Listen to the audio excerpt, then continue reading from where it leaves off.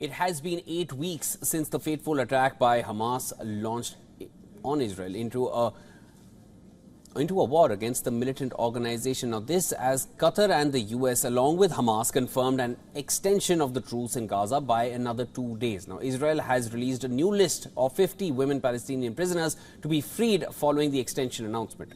The tally of Israeli hostages released by Hamas under the now extended 6-day truce stands at 50, along with 19 other hostages of various nationalities. Israel, meanwhile, released 33 Palestinian prisoners on Monday, bringing the total tally to 150. Qatar, which has been key mediator between Israel and Hamas, confirmed these developments. The French government has also confirmed the release of 3 French citizens on Monday, all of whom are minors. The children have been identified as 2 12-year-olds and 1 16-year-old, all of whom are Franco-Israeli citizens. Now, 200 trucks bearing humanitarian aid have reached Gaza on Monday. The aid convoy also carried 4 containers of diesel and 4 containers of cooking gas transferred from Egypt to the United Nations. The United States has welcomed the extension of the truce with confirmation on a multi-nation task force to counter funding for Hamas and other militant groups in the region. Of course, we welcome the announcement just a little bit ago, I think in the last hour or so, by Qatar, that the humanitarian pause in Gaza, now in its 4th day, will be extended for another 2 days through Thursday morning Israel time. This humanitarian pause has already brought a halt to the fighting, together with a surge of humanitarian assistance. U.S. Secretary of State Antony Blinkin is set to return this week to Israel and adjacent nations for a 3rd time since the war began. The State Department has confirmed Blinkin will be traveling to Israel and the West Bank following a meeting on the Russia-Ukraine war scheduled for Tuesday. Blinkin will also be traveling to Brussels on Wednesday for a NATO foreign ministers meet.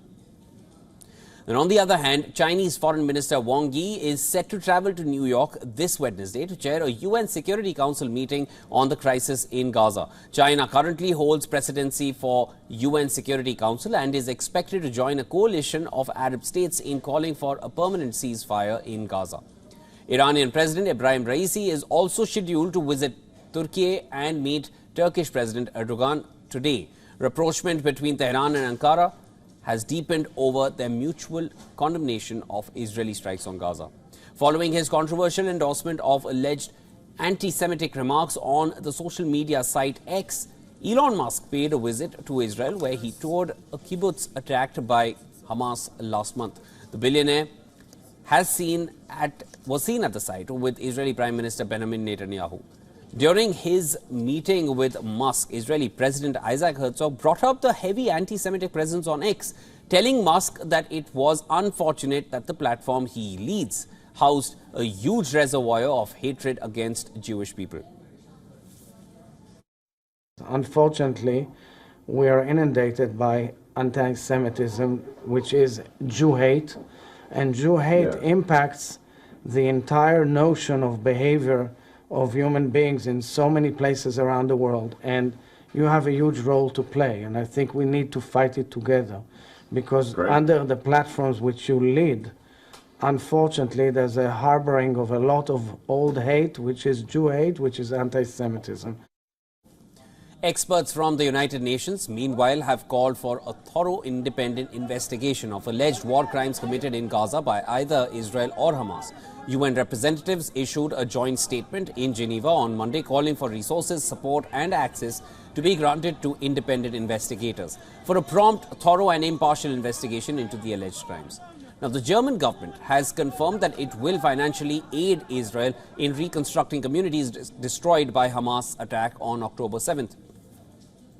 During a visit on Monday to Kibbutz Be'eri, German president said that his country would provide 7 million euros, close to $7.6 million for the kibbutz in 2024.